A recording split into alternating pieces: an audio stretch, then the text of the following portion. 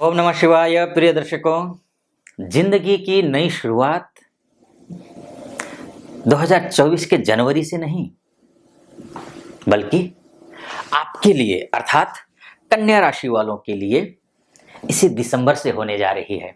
कैसे, पूरा डिटेल में आपको बताऊंगा। उससे पहले एक निवेदन है आपसे, अगर आप मेरा वीडियो पहली बार देख रहे हैं तो पूरा वीडियो सुनिएगा। वीडियो अच्छा लगे चैनल को सब्सक्राइब कर दीजिएगा, वीडियो को लाइक कर दीजिएगा और कमेंट बॉक्स में जाकर के 5 बार या 11 बार ओम नमः शिवाय जरूर लिख दीजिएगा कमेंट बॉक्स में जाकर के। चलिए विषय पर प्रवेश करते हैं। कन्या राशि वालों के लिए बड़ा उलझनों भरा रहा है पूरा दिसंबर का महीना, माफ कीजिए, पूरा 2023 का साल बहुत ज्यादा उतार चढ़ाव भरा रहा है। वैसे भी आप बहुत सेंसिटिव व्यक्ति हैं, बहुत जल्दी प्रभावित होते हैं, तो उसमें से भी विशेषकर 2023 तो प्रॉब्लम से भरा हुआ था ही। लेकिन दिसंबर का महीना, बोलते हैं ना, अंत भला तो सब भला, लेकिन दिसंबर के महीने में बहुत कुछ खुशियां लेकर के ये महीना आपके लिए आ रहा है। जैसे कि 2-3 बातें मैं आपको बताऊंगा। आपकी कन्या राशि है, कन्या राशि का स्वामी बुध बनता है, जो कि 28 दिसंबर तक धनु राशि में है। अर्थात धनु राशि अर्थात आपके लग्न से चतुर्थ और दशम से सप्तम, यानी कि केंद्रेश होकर के, लग्नेश होकर के केंद्रस्थ है।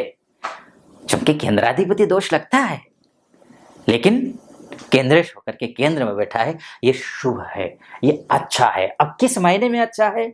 अगर आप जॉब करते हो तो अच्छा है, आपके मान का, सम्मान का ये बुध ख्याल रखेगा, बौद्धिक स्तर को और ऊंचे लेवल पर लेकर के जाएगा, उन लोगों से आपकी भेंट मुलाकात करवाएगा जो समाज में सम्मानित हैं, या फिर किसी प्रशासनिक कार्य या शासन से जुड़े हुए व्यक्तियों से आपकी जो है मुलाकात करवाएगा। अगर शासन प्रशासन में कोई काम आपका अटका हुआ है तो उस काम को बनाएगा। अगर आप व्यापारी हैं तो भी अच्छा करेगा। और व्यापारियों के लिए मैं स्पेशली और दूसरे पॉइंट पर भी आऊंगा, लेकिन बुध की स्थिति अगर देखें तो व्यापारी होता है बुध, व्यापारी ग्रह है, ये बनिया ग्रह कहते हैं। तो ये व्यापारियों के लिए भी अच्छा करेगा, खासकर उसमें भी विद्यार्थियों के लिए। अगर विद्यार्थी हैं जो आइलेट्स की तैयारी कर रहे हैं, या फिर उच्च शिक्षा की तैयारी कर रहे हैं, या फिर यूपीएससी की तैयारी कर रहे हैं, इसी महीने दिसंबर में ही नेट के भी एग्जाम हैं, तो इसकी तैयारी अगर आप कर रहे हैं तो मन से तैयारी कीजिए। आपके राशि के हिसाब से आप इस बार यूपीएससी की, चाहे आप फर्स्ट अटेम्प्ट दे रहे हो, सेकंड अटेम्प्ट दे रहे हो, या फिर नेट की तैयारी कर रहे हो, इससे पहले दिए हो असफलता मिली हो, तो इस बार सफलता मिल जाएगी। आप पूरी तन्मयता के साथ में मेहनत कीजिए, आपको सफलता मिलती हुई दिखाई दे रही है। विद्यार्थी वर्ग के लिए भी और व्यवसायियों के लिए भी, और समाज में मान सम्मान, घर परिवार में किसी प्रकार का कोई दिक्कत है, समस्याएं आ रही हैं, तो ये मंगल, ये बुध, केंद्रस्थ बुध है, बहुत ही आदर्श माना जाता है। और ये 28 दिसंबर तक यहीं पर है। 28 दिसंबर के बाद फिर ये पंचम में जाएगा, और 28 दिसंबर के बाद तो नया साल का मैं वीडियो बनाऊंगा ही। आप चैनल को सब्सक्राइब कर दीजिएगा, आपके पास नोटिफिकेशन आएगा। नया साल कैसा रहेगा इस विषय पर भी बात करेंगे, लेकिन जहाँ तक बात है दिसंबर की, तो ये तो आपके लिए शानदार है ही। और जहाँ तक बात है, और एक पढ़ते ना, प्रथम सुख निरोगी काया, आपका स्वास्थ्य कैसा रहेगा, तो स्वास्थ्य के दृष्टिकोण से भी ये जो महीना है वो बेहतर है। एक तो ये हुआ।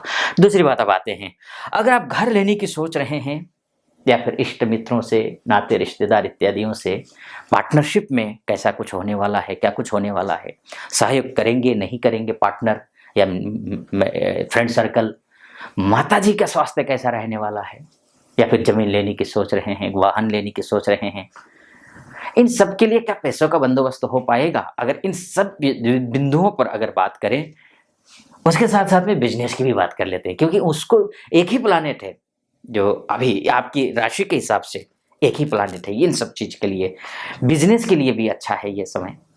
और इन जो इससे पहले मैंने बोला, घर गाड़ी इत्यादि के लिए, उनके लिए तो है ही अच्छा, बिजनेस के लिए भी अच्छा, बढ़िया है। और जहां तक बात है दाम्पत्य जीवन में किसी प्रकार की कोई समस्या आ रही है, बात कोर्ट कचहरी तक पहुंच गई है, लेकिन आप बात को सुलझाना चाहते हैं, तब भी सुलझने की संभावनाएं हैं। बहुत अच्छे योग बनाए दिखाई दे रहे हैं इसमें भी, ये अच्छी बात है। क्यों, मैं इसका भी रीजन आपको बता देता हूं। ये जो बुध गुरु है, गुरु चूंकि देखिए अष्टम में जाकर के बैठना, राशि से अष्टम में जाकर के बैठना शुभ नहीं होता है, अच्छा नहीं माना गया है, बिल्कुल अच्छा नहीं होता है। अष्टम में जाकर के कोई भी ग्रह बैठता है तो ये मानकर चलिए कि बेहद कमजोर हो जाता है, उसका आधा बल कमजोर हो जाता है, खत्म हो जाता है।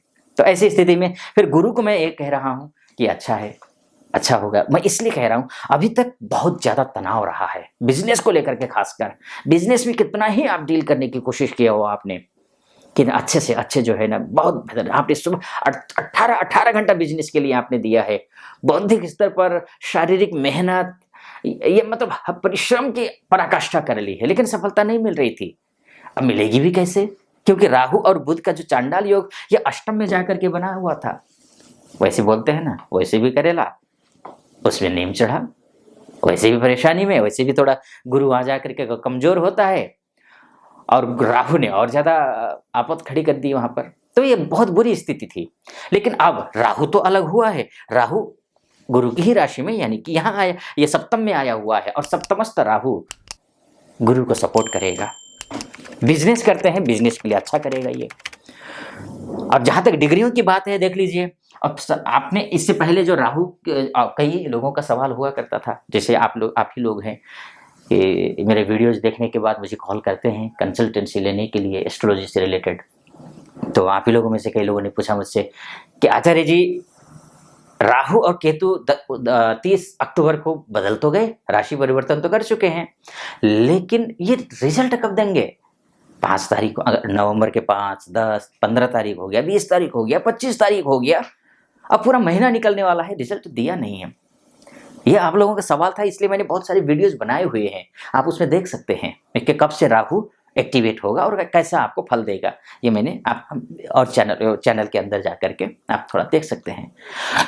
जहां तक बात है 25, मैं उसमें 25 दिसंबर का 25 दिसंबर वो तिथि है आपकी कुंडली के हिसाब से, आपकी राशि के हिसाब से, कुंडली के हिसाब से तो नहीं बोलूंगा मैं, आपकी चंद्र राशि के हिसाब से 25 दिसंबर वो तिथि है जहां राहु एक्टिवेट होगा।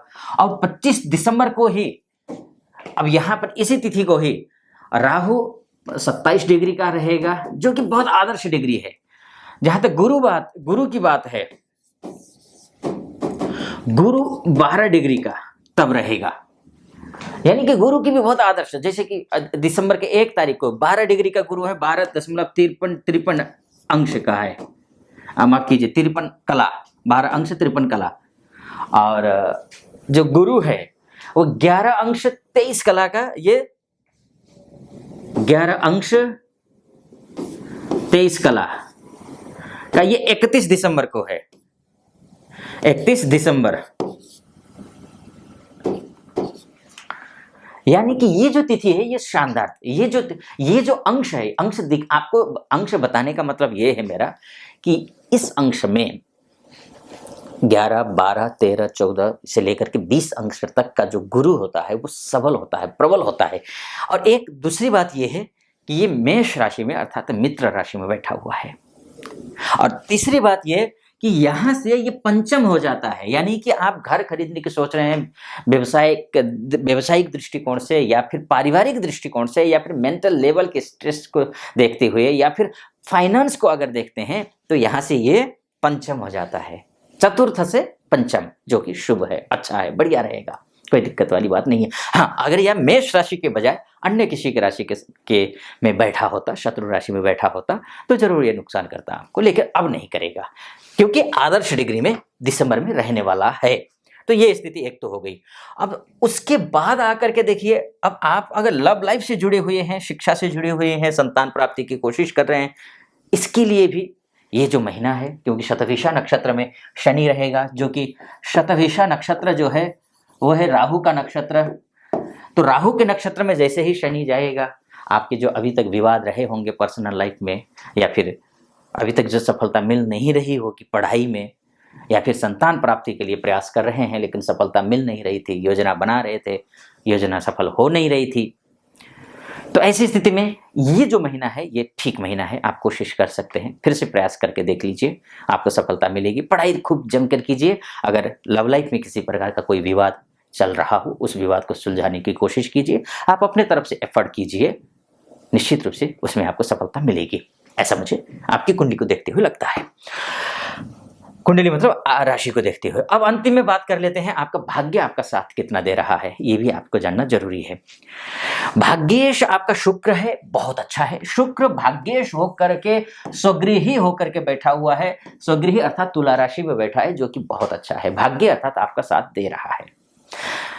भाग्य साथ तो दे रहा है, लेकिन नवम से षष्ठस्थ है, अपने घर में है शुक्र, भाग्येश अपने ही घर में बैठा है, लेकिन वो ऐसी स्थिति में है वो कि वो सहज नहीं होता है। द्वितीयस्थ शुक्र अच्छा होता है, अच्छा माना गया है, लेकिन कन्या लग्न या कन्या राशि वालों के लिए भाग्येश होकर के द्वितीयस्थ होना अच्छी बात तो है, क्योंकि स्वगृही हो जाता है, अपने आप में स्वगृही हो जाता है, अच्छी बात है। लेकिन यहां से अष्टम हो जाएगा।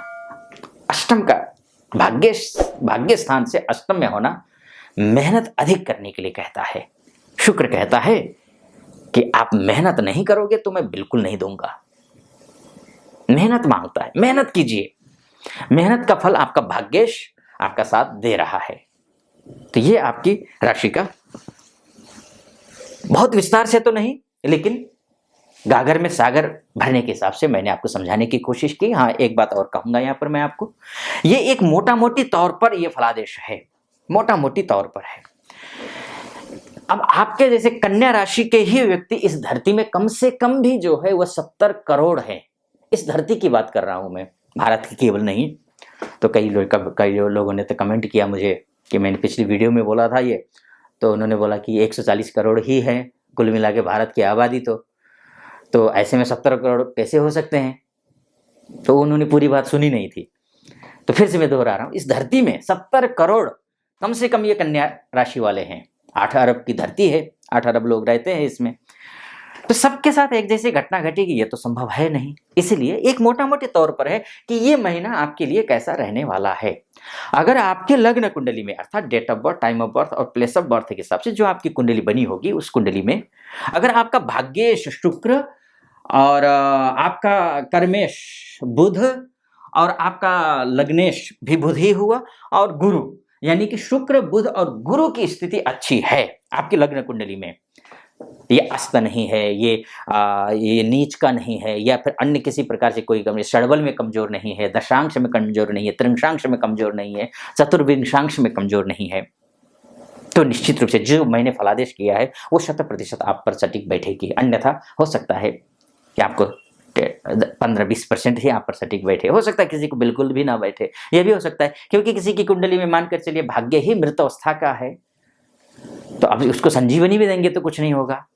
तो ऐसी स्थिति में ये मैं बोलूँगा आपको, आपके आसपास में अगर आप, कई बार ऐसे लोग हैं जो कि कमेंट करते हैं कि हम तो 4-4, 5-5 साल से एस्ट्रोलॉजी को यूट्यूब चैनल में एस्ट्रोलॉजर्स को फॉलो करते हैं, लेकिन रिजल्ट मिलता नहीं है। क्योंकि मैं तो इसी 2023 में आया हूँ ये ऑनलाइन की दुनिया में, एस्ट्रोलॉजी की ये यूट्यूब की दुनिया में ऑफलाइन क्लासेस लेता हूँ मैं। तो ऐसे में लोगों की शिकायत होती है इतने सालों से, लेकिन अगर ऐसा है तो आसपास में कोई अच्छे एस्ट्रोलॉजर हो, अपनी कुंडली एक बार जरूर दिखा लीजिए। और अगर आसपास में किसी अच्छे एस्ट्रोलॉजर को कुंडली नहीं दिखा पाते हैं, तो नहीं है या फिर असहज महसूस करते हैं, होता भी है ऐसा असहज कि अपनी बातें, दिल की बातें, घर की परिस्थितियाँ, अपने भविष्य की परिस्थितियाँ, चिंताएं कैसे किसी को शेयर कर दें, तो ऐसी स्थिति में अगर असहज महसूस करते हैं तो नीचे नंबर होगा, आप टेलीफोनिक यानी कंसल्टेशन मुझसे भी आप ले सकते हैं। कॉल करिए, कॉल करने के बाद हमारे प्रतिनिधि से बात कर लीजिए, प्रतिनिधि से बात करके मुझसे बात करने के लिए अपॉइंटमेंट ले लीजिए। हो सकता है तुरंत आपके पास कॉल बैक ना आए, या 1 दिन 2 दिन भी लग सकता है, 3 दिन भी लग सकता है, लेकिन धैर्य रखिएगा, या हो सकता है तुरंत आपके पास कॉल आ जाए, जैसा भी हो। फिर इस विषय, अगर ये दोनों स्थिति अगर नहीं कर पाते हैं तो ऐसी स्थिति में माँ भगवती की उपासना आपको करनी ही करनी है, गणेश जी की पूजा आपको करनी ही करनी है, और गुरु की पूजा करनी है। 3 पूजा तो आपको अवश्य करना है, करिएगा। फिलहाल इस वीडियो को समाप्त करता हूँ। कैसा लगा आपको वीडियो? अच्छा लगा हो तो वीडियो को लाइक कर दीजिएगा, वीडियो और कमेंट बॉक्स में जा करके ओम नमः शिवाय 5 बार या 11 बार लिख दीजिएगा, और चैनल को सब्सक्राइब कर दीजिएगा। फिलहाल अनुमति दीजिए। ओम नमः शिवाय।